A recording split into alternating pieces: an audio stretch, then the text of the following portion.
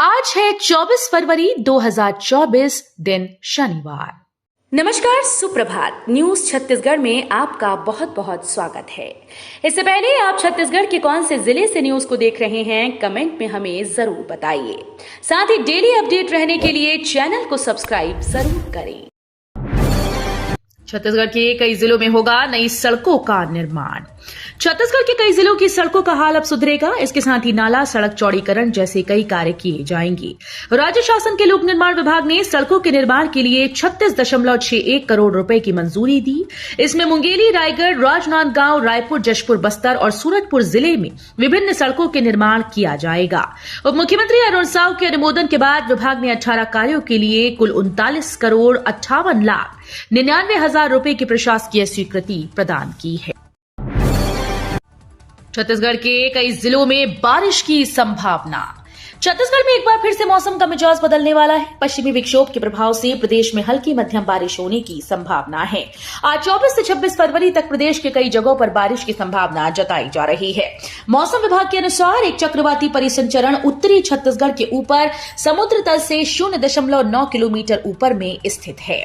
इसके प्रभाव से प्रदेश में मौसम बदलेगा। पीएम मोदी आज 24 फरवरी को छत्तीसगढ़ को देंगे बड़ी सौगात। प्रधानमंत्री नरेंद्र मोदी आज 24 फरवरी को वर्चुअल माध्यम से विकसित भारत विकसित छत्तीसगढ़ कार्यक्रम का शुभारंभ करेंगे। इस दौरान वो छत्तीसगढ़ के लिए 34,400 करोड़ रुपए से अधिक की विकास परियोजनाओं की शुरुआत करेंगे। ये परियोजनाएं सड़क, रेलवे, कोयला, बिजली और सौर ऊर्जा सहित कई महत्वपूर्ण क्षेत्रों से संबंधित हैं। आधिकारिक सूत्रों के मुताबिक Modi National Thermal Power Corporation के Lara super thermal power project चरण 1 का उद्घाटन करेंगी। आज से 3 दिवसीय सिरपुर महोत्सव का आगाज। गंगा आरती की तर्ज पर पहली बार होगी महानदी की आरती। 3 दिवसीय सिरपुर महोत्सव का आगाज आज 24 फरवरी को शाम 6 बजे होगा और समापन 26 फरवरी को। महोत्सव के मुख्य अतिथि सीएम विष्णुदेव साय होंगे। समारोह की अध्यक्षता स्कूल शिक्षा, उच्च शिक्षा, पर्यटन, धर्मस्व और संस्कृति मंत्री ब्रजमोहन अग्रवाल करेंगे। जबकि अति विशिष्ट अतिथि खाद्य नागरिक आपूर्ति और उपभोक्ता संरक्षण मंत्री एवं जिले के प्रभारी मंत्री दयाल दास बघेल एवं महासमुंद लोकसभा क्षेत्र के सांसद चुन्नीलाल साहू होंगे। बेमेतरा में धान का उठाव बेहद धीमा। परेशान सहकारी समितियों ने अपर कलेक्टर से की मुलाकात। बेमेतरा जिले में धान परिवहन को लेकर जिले के सहकारी समिति कर्मचारी संघ के सदस्यों ने अपर कलेक्टर अनिल वाजपेयी को ज्ञापन सौंपा। उन्होंने धान परिवहन जल्द कराने की मांग की। समितियों के प्रभारी प्रबंधक कोमल पांडे, अर्जुन सेन, दीपक साहू, विजय साहू, तामेश्वर सिन्हा, जगमोहित साहू, नरेश साहू, देवलाल सिंह, दौलत राम साहू ने बताया कि धान का बफर लिमिट स्टॉक होने के बावजूद परिवहन नहीं कराया जा रहा है। छत्तीसगढ़ विधानसभा में गूंजा। कवर्धा में हुआ बैगा परिवार की हत्या का मुद्दा। छत्तीसगढ़ विधानसभा के बजट सत्र के 14वें दिन बैगा जनजाति की हत्या का मामला सदन में उठा। कवर्धा के पंडरिया के नागा डबरा इलाके में 1.5 महीने पहले 3 लोगों की हत्या कर दी गई थी। इसे लेकर सदन में विपक्ष ने जमकर हंगामा किया। पूर्व मुख्यमंत्री भूपेश बघेल समेत विपक्ष के विधायकों ने कहा कि 12 साल के बैगा जनजाति के बच्चे और माता पिता की हत्या की गई। जमीन हड़पने के उद्देश्य से ये हत्या हुई। छत्तीसगढ़ पुलिस 300 वारंटियों की लिस्ट ओडिशा को सौंपेगी। बॉर्डर पर निगरानी रखने के लिए बनी रणनीति। लोकसभा चुनाव की घोषणा के पहले ही राज्यों में तैयारियां तेज हो गई हैं। राजनीतिक पार्टीज लगातार प्रचार में जुटी हुई हैं, तो वहीं राज्यों में अफसर भी रणनीतियां बनाने के लिए जुट गए। छत्तीसगढ़ और उड़ीसा के अफसरों ने इसके लिए बैठक भी कर ली। इन दोनों राज्यों की सीमा पर नक्सलियों के सप्लाई चेन तोड़ने से लेकर कानून व्यवस्था बनाए रखने की ठोस रणनीति बनी है। सीएम साहब बोले, मार्च से मिलेंगे बेहतारी वंदन के पैसे। मैनपाट में कहा, किसानों को अंतर राशि एक मुश्त मिलेगी। मुख्यमंत्री विष्णुदेव साय ने शुक्रवार को 3 दिवसीय मैनपाट महोत्सव 2024 का शुभारंभ किया। इस दौरान मंच से मुख्यमंत्री ने ऐलान किया कि मार्च से बेहतारी वंदन योजना के पैसे महिलाओं के खाते में आएंगे। अब तक 70 लाख से ज्यादा आवेदन आ चुके हैं। वहीं किसानों को समर्थन मूल्य की अंतर की राशि 917 रुपए प्रति क्विंटल एक मुश्त मिलेगी। जल प्रदूषण की शिकायत पर पर्यावरण विभाग की कार्रवाई। 2 उद्योगों का संचालन बंद। छत्तीसगढ़ पर्यावरण विभाग की टीम ने बड़ी कार्रवाई की। रायपुर के भनपुरी स्थित 2 उद्योगों को बंद करने का निर्देश दिया गया। इसके साथ ही उद्योगों के मालिकों के खिलाफ कार्रवाई की गई। इसके साथ ही एक उद्योग को दूषित जल उपचार संयंत्र में आवश्यक सुधार करने के लिए नोटिस दिया गया। वन विकास निगम की लाभांश राशि 2.26 करोड़ रुपए सीएम साय को दिया। मुख्यमंत्री श्री साय ने वन विकास निगम के कार्यों की सराहना करते हुए कहा कि वन विकास निगम राज्य में हरित क्षेत्र के प्रसार और पर्यावरणीय विकास के लिए महत्वपूर्ण योगदान दे रहा है। निगम ने किसी भी वित्तीय संस्थान से कोई ऋण नहीं लिया। ये लाभ कमाने वाली सरकारी संस्था है। वन विकास निगम की ये उपलब्धि सराहनीय है।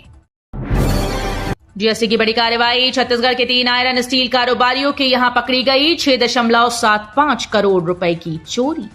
छत्तीसगढ़ के जीएसटी के प्रवर्तक विंग ने गुरुवार को बड़ी कार्रवाई की है। रायपुर के 3 आयरन स्टील उत्पाद निर्माताओं श्याम स्टील इंडस्ट्रीज, ईश्वर इस्पात और ईश्वर टीएमटी के यहां स्टेट जीएसटी के प्रवर्तन विंग के द्वारा छापा मारा गया।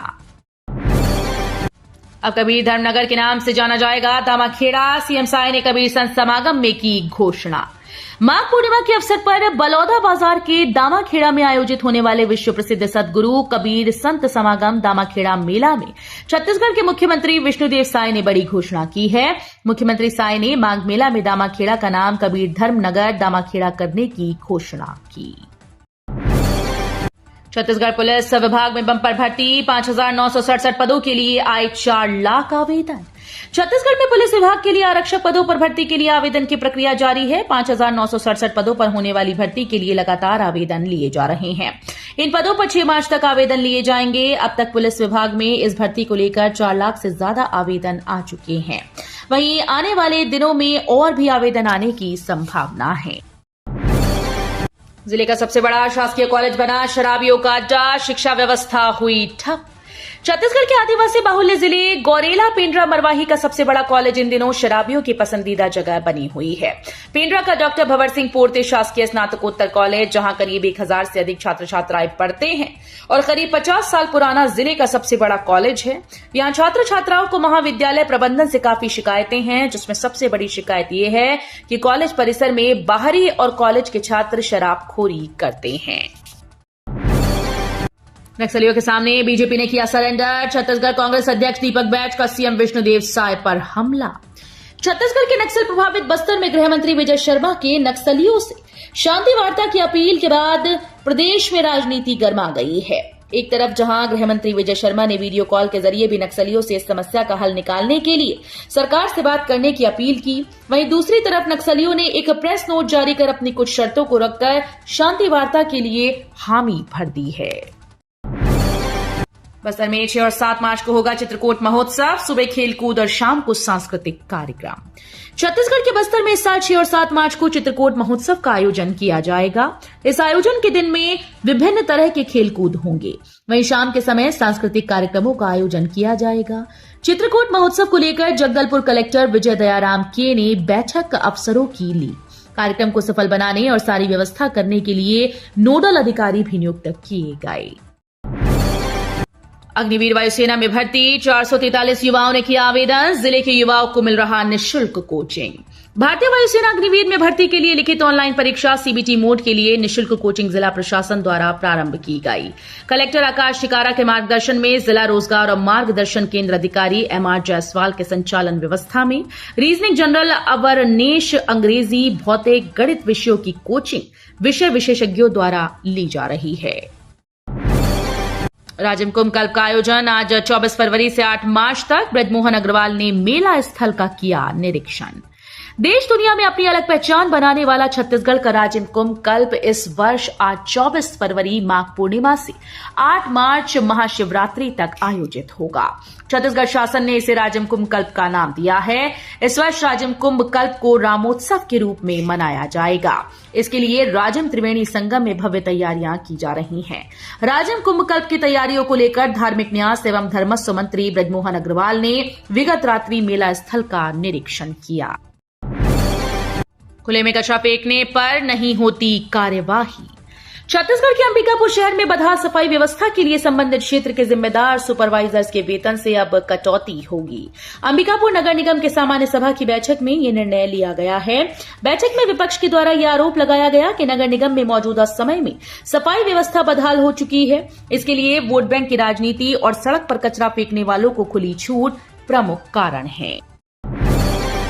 छत्तीसगढ़ विधानसभा में राम मंदिर के लिए पीएम का आभार। छत्तीसगढ़ विधानसभा में शुक्रवार को प्रधानमंत्री मोदी को आभार जताने के लिए प्रस्ताव पेश किया गया। ये प्रस्ताव राम मंदिर निर्माण और रामलला प्राण प्रतिष्ठा के लिए लाया गया। इस प्रस्ताव में पिछले महीने अयोध्या में रामलला की प्राण प्रतिष्ठा के लिए प्रधानमंत्री नरेंद्र मोदी और भारतीय जनता पार्टी के नेतृत्व वाली केंद्र सरकार के प्रति आभार व्यक्त किया गया। बदला जाएगा दामाखेड़ा का नाम। बलौदाबाजार में सीएम साय ने की कबीर धर्म नगर दामाखेड़ा की घोषणा। बलौदाबाजार जिले के सिमगा में मुख्यमंत्री विष्णुदेव साय ने दामाखेड़ा का नाम कबीर धर्म नगर दामाखेड़ा करने की घोषणा की। साथ ही दामाखेड़ा के 10 किलोमीटर रेडियस के अंदर उद्योग न लगाने को लेकर भी आश्वासन दिया। साय विश्व प्रसिद्ध सदगुरु कबीर संत समागम मेला में शामिल होने पहुंचे थे। कार्यक्रम में सीएम साय ने प्रकाश मुनि साहिब को प्रणाम कर अपना उद्बोधन शुरू किया।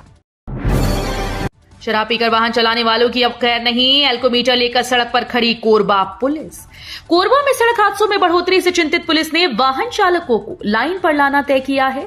विभिन्न क्षेत्रों में औचक कार्रवाई के साथ नियम तोड़ने वालों को पुलिस सबक सिखा रही है।